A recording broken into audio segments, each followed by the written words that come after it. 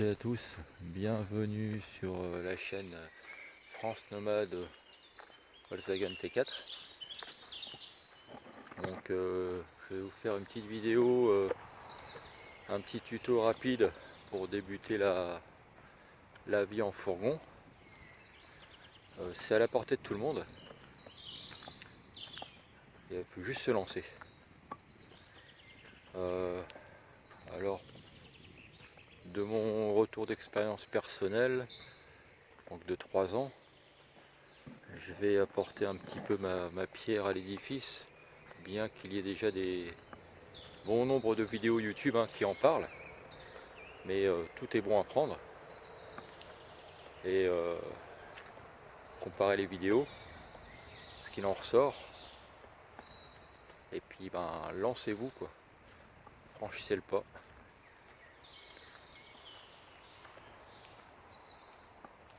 Donc vous pouvez partir soit sur un fourgon d'occasion, quelle que soit la marque et le modèle, soit sur un fourgon neuf, acheté neuf, le budget n'étant pas le même. Tout dépend le degré de confort que vous voulez avoir. Avec le minimum, ça le fait bien. Avec un fourgon tout aménagé, c'est bien. Mais personnellement, j'en vois pas l'utilité. Vous allez acheter un fourgon d'occasion à 5000 € que vous allez aménager par vous-même, mais qui ne sera pas homologué. Vous allez acheter un fourgon d'occasion que vous allez faire aménager, donc homologué par une entreprise. Le budget ne sera pas le même. Vous allez acheter un fourgon neuf, l'aménager vous-même, il sera toujours pas homologué, ou acheter un fourgon neuf et le faire aménager pour l'homologation, et là le prix va exploser. Donc déjà ça c'est la base, c'est savoir quel budget vous avez, quel budget vous voulez investir, de vos propres deniers ou en faisant un crédit. Donc voilà, donc après il y a la taille du fourgon qui est important aussi. Un long, extra long, haut, extra haut, c'est bien, on a plus de confort, on a plus d'espace. Que vous soyez seul avec un chien, en couple avec un chien, en couple avec un chien et des enfants, faut penser à ça aussi. Mais un fourgon super haut ne passe pas partout, notamment sur certains parkings, même des parkings touristiques, quand vous allez sur la côte, dans le sud de la France et ainsi de suite. Donc vous serez déjà limité en hauteur. Après il y a des autres endroits pour se garer effectivement. Bon, il y a beaucoup d'interdictions pour les camping-cars. Donc là il y a une polémique là-dessus entre les super gros fourgons aménagés qui font un peu style camping-car et puis les vrais camping-cars. Normalement les communes ne sont pas chiantes avec les fourgons aménagés, mais moins on transpire le fourgon aménagé, plus on est discret et moins on est embêté. Ça j'ai remarqué ça. Après vous pouvez toujours aller vous stationner sur les stations, sur les aires de camping-car prévues à cet effet. C'est pas mal, il y a beaucoup de choses à disposition, douche sanitaire, pour vider les eaux usées et ainsi de suite. Donc voilà, il faut prendre ça en compte, l'aménagement du fourgon, soi-même ou par rapport à un professionnel, la taille du fourgon et neuf ou occasion quoi. Et les budgets vont du simple au quadruple. Voilà. C'est sûr que si on a les moyens, on peut investir, mais bon, faire un crédit à rembourser tous les mois, chacun voit midi à sa porte. Pourquoi la vie en fourgon aussi? Ben, pour économiser de l'argent sur les loyers, les factures en tout genre, eau, gaz, électricité, fuel, taxes foncières, taxes d'habitation, la taxe des poubelles, taxe déchets, et ainsi de suite quoi. Donc c'est bien d'avoir une grande maison, un grand appart ou quoi que ce soit, mais ben, c'est de l'argent tout ça.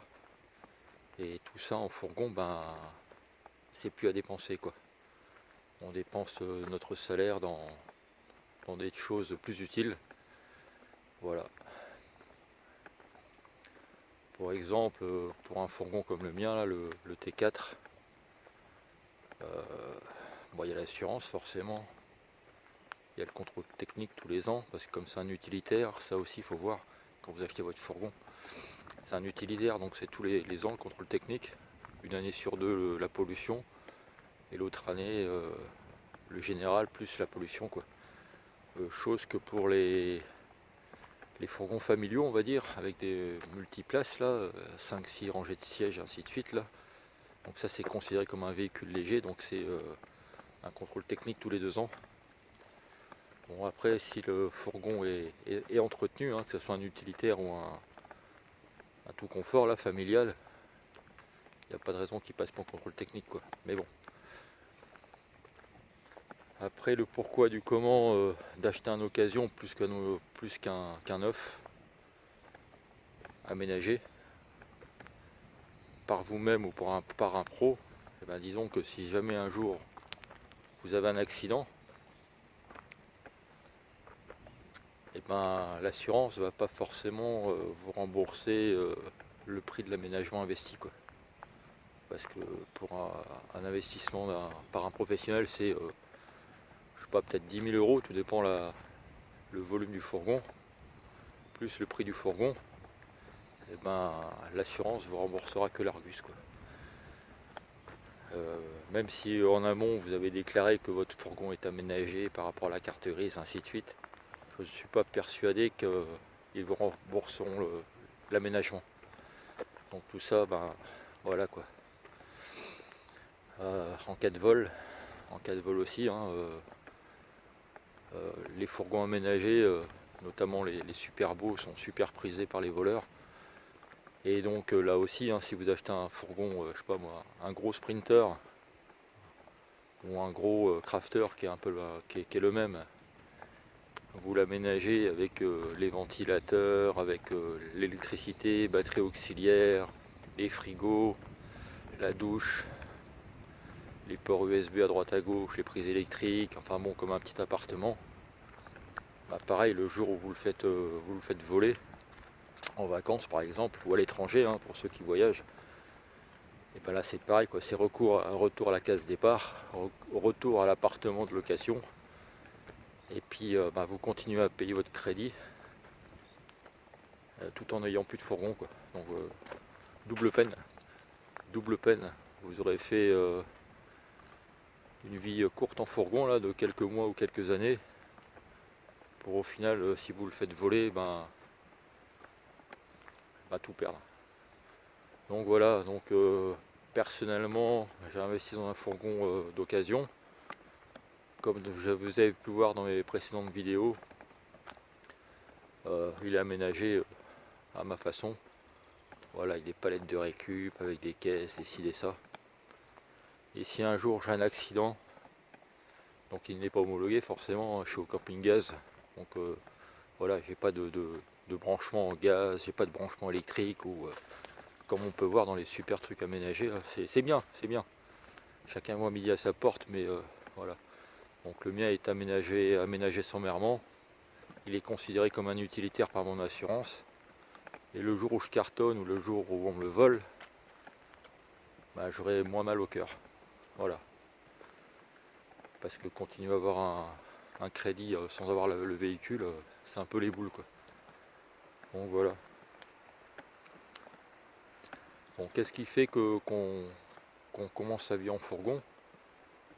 Et ben économiquement parlant déjà, comme je vous disais, hein, on a moins de factures. que dans une maison. Ça peut être un événement de la vie, décidé ou non, mais qui peut être mûrement réfléchi en amont, quoi. Donc beaucoup en rêvent et très peu passent le cap. Donc profitez-en, la vie est courte et la liberté, c'est la vie.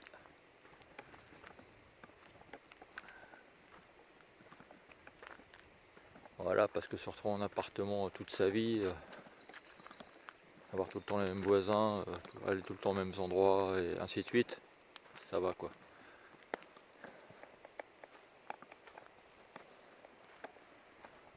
Vous êtes une fois à la montagne, vous êtes une fois dans la forêt, vous êtes une fois à la plage. Tout dépend comment vous bougez, où vous habitez. Mais voilà. Et après vous faites des rencontres suivant les endroits où vous vous posez, hein. Ce matin je me baladais avec le chien et j'ai rencontré une dame avec son labrador et son husky là. Le labrador super cool, le husky déjà un peu moins. Mais bon, on a discuté chien quoi, on a pu discuter 10 minutes avec les trois chiens. Voilà, une dame que j'avais jamais vue avant. Et donc voilà quoi, on a parlé des chiens. Et vous allez aller dans une aire de camping-car, vous allez parler voyage, mécanique, aménagement. Et ça c'est cool ça c'est enrichissant ça. Et les gens vous donnent des bons plans à l'étranger ou en France ou certaines régions. Voilà, donc il y a de l'expérience quoi, ça c'est cool. Chose qu'avec votre voisin ou vos collègues de travail, vous n'allez pas forcément retrouver quoi. Si vous allez parler des 15 jours de vacances en Bretagne, sur la côte d'Azur, voilà, les vacances de ski, ainsi de suite, mais ça va quoi. Voilà, la vie en fourgon c'est ça. Dans une forêt, à l'écart de tout, pas de bruit. Et ça n'a pas de prix. Ça n'a pas de prix.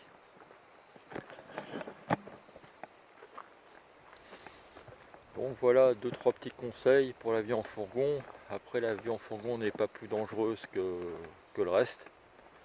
Voilà. J'ai déjà été dans des endroits où je me suis posé. C'est un petit peu rock'n'roll autour. Et je me suis pas fait emmerder quoi. Et pourtant, Rock était petit, je venais de l'avoir. Donc, dissuasion zéro, on va dire. Dissuasion zéro, hein. Quand t'es un petit bébé chien, t'es pas non plus voilà quoi, un gros méchant loup qui va dévorer tout le monde. Donc si les personnes qui étaient autour là avaient voulu m'emmerder, bah, j'aurais pas fait le poids quoi, parce que le chien. Mais faut pas voir ça comme ça. On peut se poser dans des endroits avec du monde et pas être emmerdé quoi. Et pas être emmerdé. Voilà.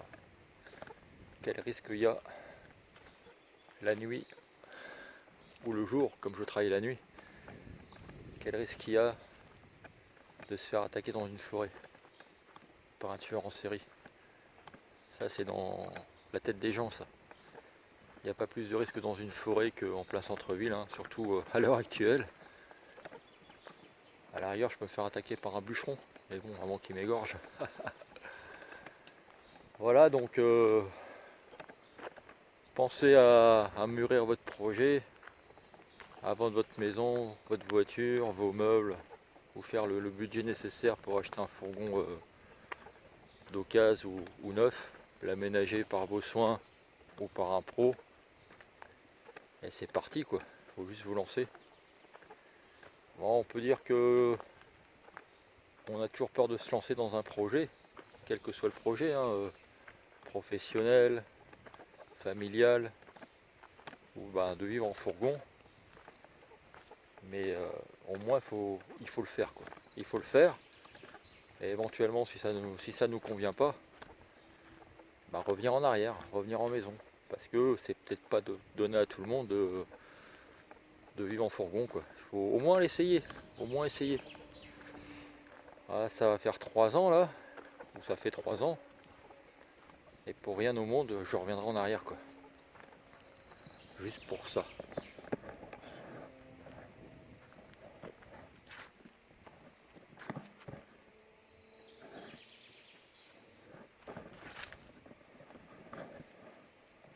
Juste pour la tranquillité. Voilà. Une fois ici, une fois ailleurs. Et c'est cool quoi. C'est cool. Bon, c'est pas dans mes habitudes de faire ce genre de vidéos. Mais je me suis dit, là, j'avais une petite motivation. Je me suis dit, ouais, pourquoi pas faire partager mon expérience. Et bah, j'espère que ça vous apportera déjà des réponses à vos questions.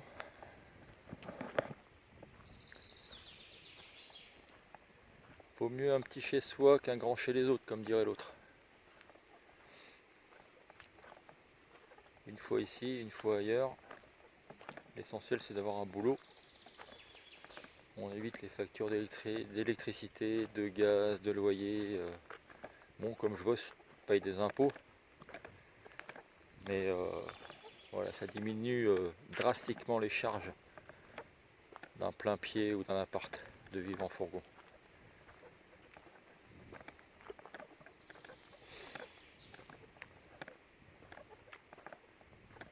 Ouais, je remercie aussi les dernières personnes qui se sont abonnées à ma chaîne, c'est cool, ça fait plaisir.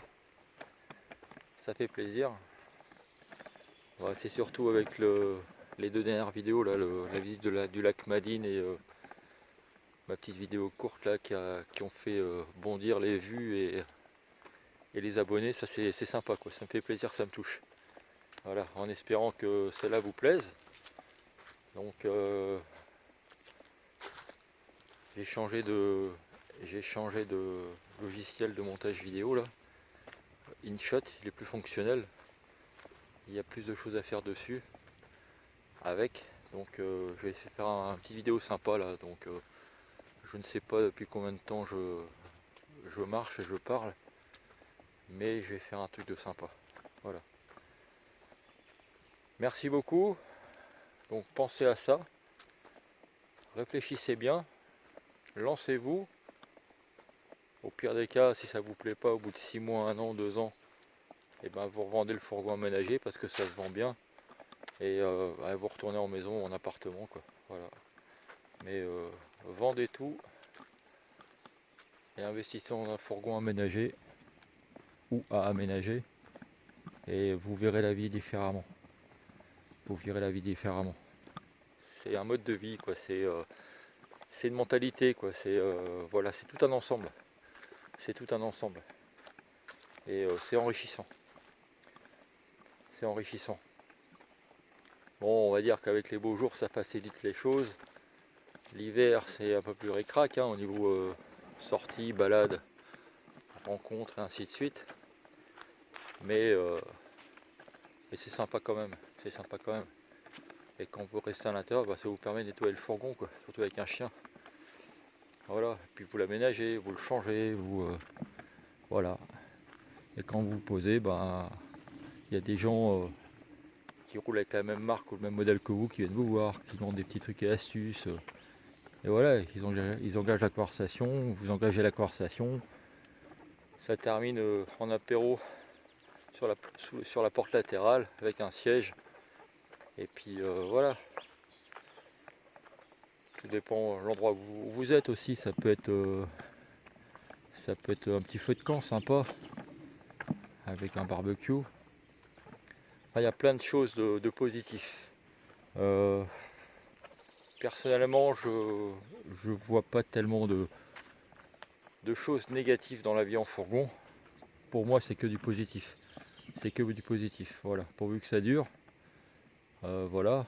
Et puis là, en ce moment, je suis dans l'est de la France. Et puis, un de ces quatre, je descendrai peut-être dans le sud, dans le sud-ouest, dans le nord. Voilà quoi. Pour le boulot, on verra bien. Mais que du positif. Que du positif. Bien fourgon, 100% je recommande. 100% je conseille. Voilà, un petit tour du propriétaire.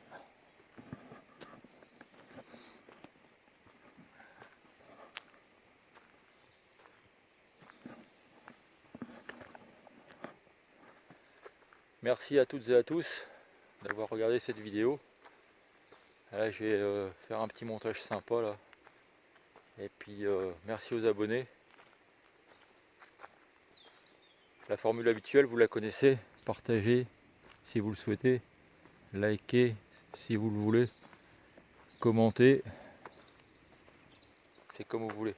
Il n'y a pas d'obligation sur la chaîne et ça me va très bien comme ça. Ciao, merci beaucoup, à la prochaine.